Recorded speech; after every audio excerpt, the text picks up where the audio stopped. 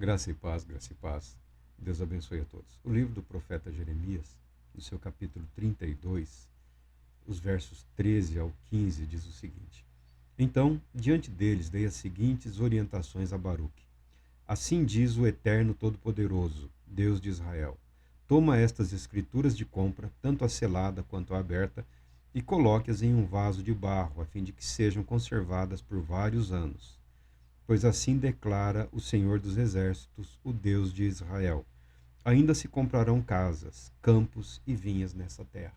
Graças a Deus pela sua palavra. Jerusalém estava numa situação bastante constrangedora, cujo desfecho foi péssimo, foi terrível. Foi o cativeiro, foi o cativeiro. O profeta Jeremias estava vivendo uma situação mais angustiante ainda. Todo o povo sofria, mas Jeremias, além do sofrimento imposto pela triste situação do povo, vivia ele também os seus próprios dramas. Jeremias, homem de Deus, porta-voz de Deus, anunciou a palavra de Deus, anunciou o julgamento de Deus, chamou o povo ao arrependimento, à mudança, a voltarem os seus corações para Deus, mas isso infelizmente não ocorreu, não o suficiente para garantir que Deus poupasse Jerusalém, que Deus poupasse Judá. O reino do norte, o reino de Israel, já havia sido destruído, já havia sido desfeito. Milhares, milhares e milhares haviam sido levados para o cativeiro. Agora, o rei da Babilônia invade o reino do sul. Conquista após conquista, ele chega até a cidade de Jerusalém e faz um cerco. No mundo antigo, no mundo atual, né, muitas batalhas são decididas desta maneira, tá? Diversas batalhas e até mesmo as guerras, através do cerco. A cidade de Jerusalém estava cercada, eu não me lembro o tempo exato, mas algo em torno de um ano a cidade de Jerusalém permaneceu cercada. Fora o período em que os exércitos babilônicos vinham derrotando as tropas de Israel até aprisioná-los dentro da cidade de Jerusalém. Ou seja, o povo, a nação em si, né, o rei, os ministros do rei, os oficiais do templo, os sacerdotes, os levitas, os soldados, os integrantes das tropas de Israel, estavam aprisionados na cidade de Jerusalém. E o profeta Jeremias era tratado como um traidor. Era tratado como um traidor, porque ele anunciando a palavra de Deus que se cumpria, previsão após previsão. Ele havia anunciado que Jerusalém cairia, que o rei seria derrotado, que o povo seria entregue nas mãos do rei da Babilônia através dos seus exércitos. Nesse período, por ordem do rei, Jeremias foi mantido encarcerado ali na cidade de Jerusalém, num lugar específico. Fala um pátio da guarda, mas ele estava aprisionado, ele estava encarcerado, ele estava impedido de sair. E Deus falou com ele, falou: você vai receber uma visita, seu primo, né, o filho do seu tio, o seu primo virá te visitar e fará uma proposta para que você compre um campo. O mundo acabando, o mundo desmoronando, e ele, porque a tradição dos judeus, pelo menos naquele período, no que diz respeito à posse da terra, era no intuito de não permitir que a propriedade, que os bens de uma família, de uma tribo, passassem para outra. Então, quando alguém estava numa situação ruim, ele procurava o parente mais próximo em condições e vendia a propriedade para aquele parente. E como Deus falou, Jeremias, a princípio, teve lá suas dúvidas. Aparentemente, ele não estava lá muito bem. Não é fácil você ser tratado da maneira como ele estava sendo tratado. Meu Deus, era só o que me faltava. Mas aconteceu conforme Deus falou.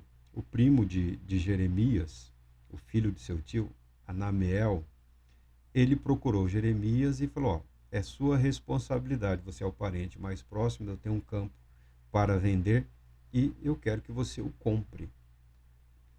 Quando procurado, ele compreendeu, realmente foi Deus que me preparou para essa triste e angustiosa situação. Jeremias era prisioneiro. Ele sabia, ele avisou, Jerusalém cairia. O país, a nação, a cidade cairiam em completa ruína. Certamente o primo de Jeremias estava levantando recursos para uma fuga. Via de regra, eles procuravam auxílio no Egito, tá? Nesse período aí, o Egito era um lugar em que os judeus conseguiam um refúgio. Certamente o primo estava levantando recursos para fugir com a família, né? Para sair daquela situação. Jeremias nada podia fazer. E ele concorda com o primo porque ele foi orientado por Deus. Do contrário, você fala, vem cá, o mundo está acabando e você quer lucrar nas minhas costas, você quer que eu gaste os meus poucos recursos e eu sou preso, você não veio aqui para me defender ou me ajudar, você veio aqui para me causar prejuízo, além dos prejuízos psicológicos, né, do prejuízo moral que ele estava vivendo, daquele aprisionamento injusto, ainda estavam lançando sobre ele um prejuízo financeiro. Mas, orientado por Deus, ele aceitou, ele comprou as terras do primo. Foi lavrada a escritura, testemunhas foram providenciadas. Jeremias era um homem de posses, tanto que ele tinha podemos dizer, um secretário pessoal, que é o Baruque aqui, que é o escriba. Ele tinha às vezes chamam de amanuense, né, que a pessoa se dedica à escritura. Mesmo prisioneiro, ele tinha acesso aos seus recursos para o seu próprio sustento e tinha acesso às pessoas que o serviam, que o auxiliavam, que não estavam numa situação muito melhor do que a dele. Jeremias convoca lá o Baruque, providencia as testemunhas, são lavradas duas escrituras, como uma original e uma cópia, como o costume daquela época. Uma permanecia selada, deveria ser armazenada, provavelmente era usado alguma área do templo para isso, né, para preservação de contratos. Muito possivelmente esses escribas, né, tinham acordos, tratados ali com os funcionários do templo, no que diz respeito a esse tipo de escrituração. É lavrada a escritura, a pública e uma cópia, e Jeremias chama Baruque e dá ordens a Baruque na frente do primo, na frente das testemunhas e de todas as pessoas que ali estão, para que Baruque ouvisse, para que todos ficassem sabendo da palavra de Deus. A destruição era certa? A destruição era certa. O fim estava próximo? Sim, o fim estava próximo. Mas este fim que se aproximava não era necessariamente, não foi necessariamente o fim completo e absoluto. Foi um modo de Deus tratar com o seu povo, um modo bastante drástico, porque a situação em que o povo se encontrava era bastante deprimente. Se você pega lá o texto, você analisa o contexto de qual é o chamado de Israel, qual é a vocação, o acordo que foi firmado com Deus, o povo e Deus, através de Moisés, através de Arão, o povo estava vivendo bem abaixo daquilo que havia se comprometido. Alguns podem dizer, mas eu não estava lá. Eu sou bisneto do tataraneto. Há sempre uma desculpa. Não, eu só estava junto, eu não participei de nada. Eu não posso ser culpado pelos atos de outra pessoa. Mas a sociedade funciona por representação. Nós admitimos isso, nós aceitamos isso. Nós constituímos representantes na nossa família, nós constituímos representantes para os diversos grupos familiares, para as igrejas, para as instituições, para as cidades, para os estados. O Brasil tem as suas representações que foram constituídas pelo povo. Quer alguns concordem, quer outros discordem, o fato é que foram investidos de responsabilidade e a autoridade decorrente disso. Algumas vezes isso é catastrófico, porque o exemplo vem sempre de cima. O exemplo vem sempre de cima. A corrupção espiritual da nação e do povo, via de regra, decorre da corrupção espiritual dos seus líderes, das suas lideranças, daqueles que são colocados para a proteção do povo e acabam se entregando às práticas que conduzem ao vício e à corrupção daquilo que foi instituído pelo próprio Deus. Mas há esperança, está dizendo Jeremias. Está dizendo Deus através de Jeremias. O futuro proposto por Deus é garantido por Deus. Ainda que a situação em que estivessem vivendo naqueles dias fosse de ruína e destruição, Deus está dizendo para Jeremias: guarda bem essas escrituras, porque a cidade voltará à vida, o país voltará à vida, a nação voltará à vida, à sua rotina. É claro que isso não aconteceu de um dia para o outro. Foram 70 anos de cativeiro para preparar o povo para o retorno. E após o retorno, ainda foi um processo bastante longo, porque não é uma questão de você estabelecer uma norma, uma regra, uma constituição, uma declaração de fé, que a vida das pessoas automaticamente passam a espelhar, a expressar tudo aquilo que foi proposto. A vida é um processo. A construção, o desenvolvimento de um caráter em conformidade com princípios e valores é um processo. É algo que denota tempo, é algo que exige dedicação, compromisso, comprometimento. Mas Deus está dizendo para Jeremias e para o povo de Israel e também para nós. Não acabou. Não é este o fim. Aquele era o fim pelo qual Judá se empenhou, se deixando levar pela idolatria, pela corrupção, pela injustiça, por tudo que a Bíblia declara que eles estavam fazendo e por tudo que a Bíblia declara que eles estavam deixando de fazer. O profeta se agiganta, porque os sacerdotes minguaram, os reis minguaram, moralmente falando, espiritualmente falando. O sacerdócio estava em profundo declínio, a monarquia estava em declínio espiritual. As principais lideranças do povo também estavam em declínio espiritual. A situação trágica era resultado desse declínio, desse abandono de Deus, desse abandono dos valores e princípios instituídos por Deus. Mas não seria necessariamente o fim absoluto do plano, do propósito de Deus para com o povo de Israel. Nós vemos isso várias vezes através da história deles e vemos aí, existe um povo, uma nação, alvo de controvérsias, tá? Como todos os povos, como todas as nações da terra. Há entre os cristãos hoje, pelo menos uma boa parte dos cristãos, uma admiração, uma expectativa, uma expectativa muito grande em relação ao Estado de Israel, ao judaísmo em si. Há uma expectativa muito grande em relação àquele povo, àquela nação e aos judeus de um modo geral. Eles conseguiram aí alguns amigos, alguns defensores em meio aos cristãos, que foram um dos principais tormentos. Os cristianismos na Europa, na América, foram um tormento, infligiram sofrimento aos judeus através da história.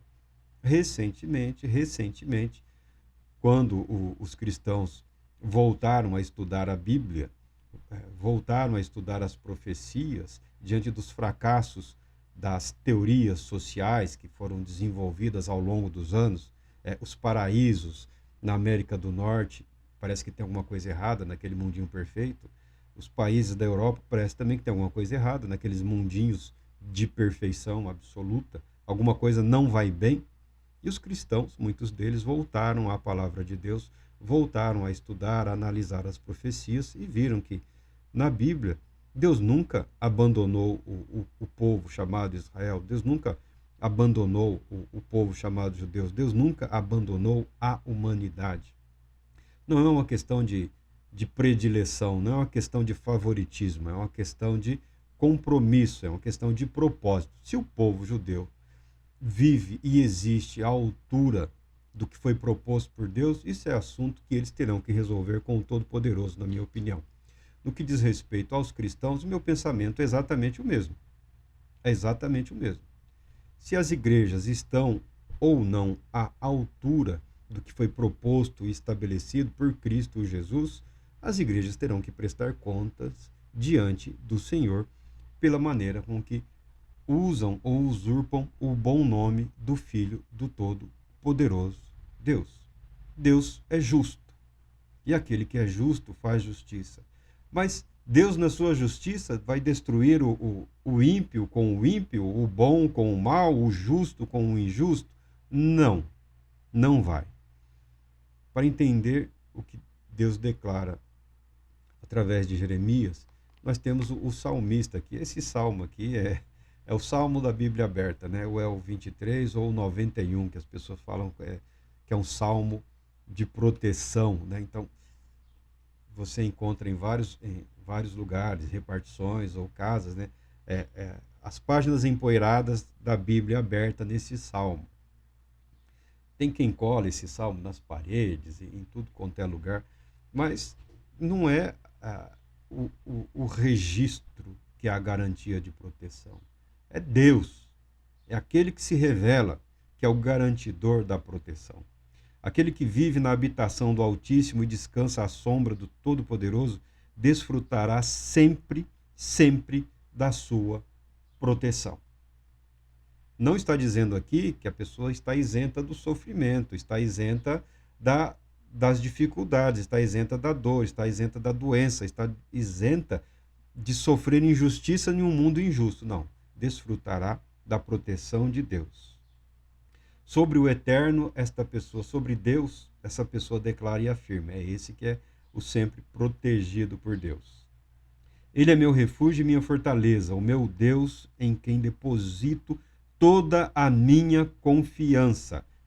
Esse Deus, em quem você deposita toda a sua confiança, ele te livrará do laço do inimigo ardiloso e da praga mortal. Esse texto ele é belíssimo e esse texto apresenta Deus protegendo o seu povo, protegendo os seus, garantindo que o plano e o propósito de Deus se cumprirá na sua vida. Jeremias não ganhou uma estátua lá, como o profeta que foi ouvido, mas Jeremias ganhou respeito entre os judeus. E até hoje Jeremias é lido, é estudado. Não só Jeremias, como todos os profetas, porque ele foi fiel a Deus. As recompensas pela fidelidade a Deus, não só Jeremias, mas invariavelmente todos os profetas, ou praticamente todos, receberam na glória, na eternidade, porque esses homens viveram para Deus e foram tratados como indignos. E a Bíblia declara que indignos deles era o mundo no qual eles se encontravam. Indignos do profeta Jeremias era a cidade de Jerusalém. Indigno da presença desse homem que foi trabalhado ao longo dos anos pelo Espírito de Deus para suportar oposição, afrontas, humilhação, indignos da presença dele eram os demais. Ele foi abençoado por Deus, ele foi galardoado, ele foi eternamente e está sendo eternamente recompensado por Deus pela sua fidelidade. Do que Deus nos protege? Deus nos protege do mal. O que pode ser pior para o ser humano do que viver isolado da presença de Deus, viver isolado da comunhão com Deus, viver neste mundo como se Deus estivesse ausente dele. Porque a presença de Deus, a segurança na presença de Deus, a segurança no amor de Deus, não é necessariamente decorrente do fato de que tudo vai bem. Ainda que as coisas estejam indo mal, Deus não muda. E Deus não muda a sua proteção no que diz respeito a esse pertencimento, a esse chamado, a essa palavra, a essa vocação. A essa vocação. Qual é a vocação do ser humano? Viver para a glória de Deus. Viver para o louvor da glória de Deus. Permitir que Deus faça das nossas vidas instrumentos de louvor da glória do eterno Deus, não da nossa, não da nossa, não da nossa. Tá? Jeremias não buscou nada para si, nem os demais profetas. Via de regras, sofreram prejuízos e suportaram o prejuízo. Por quê? Porque valeu a pena. Porque era importante para Deus que eles permanecessem fiéis, e eles o permaneceram, não só eles, milhares de outros também. Não sejamos ingênuos, tá? Não sejamos tolos ao meditarmos na palavra de Deus. Você não está sozinho. O senhor, a senhora, não se iluda, você não está sozinho. Se bem que toda dor, todo sofrimento, ele isola a pessoa. Quem está sofrendo tem essa sensação de que a minha dor, a minha angústia, a minha aflição, por quê? Porque o meu eu está sendo atacado, agredido, quer seja física, quer seja emocionalmente. Causa essa sensação de isolamento, como se as pessoas não fossem capazes de compreender o que a pessoa está vivendo. E, numa situação muito, muito, muito deprimente, muito, muito angustiante, de intenso sofrimento, a pessoa pode até ter a ilusão de que Deus está sendo indiferente a tudo aquilo que ela está passando. A sensação. Mas essa sensação, as nossas sensações, as nossas emoções, os nossos sentimentos, os nossos raciocínios, nem sempre são expressão da verdade, segundo o que é revelado pela palavra de Deus. O próprio Salmo 91 diz: porquanto ele me ama, eu o resgatarei, eu o protegerei, pois ele conhece o meu nome. Nome como representação da pessoa de Deus. Nome como representação daquele a quem nós dirigimos as nossas orações, daquele a quem nós firmamos o nosso convencimento de que Deus é fiel. Deus é fiel. Você fica preocupado, talvez você se preocupe muito em passar vergonha, humilhações nesse mundo.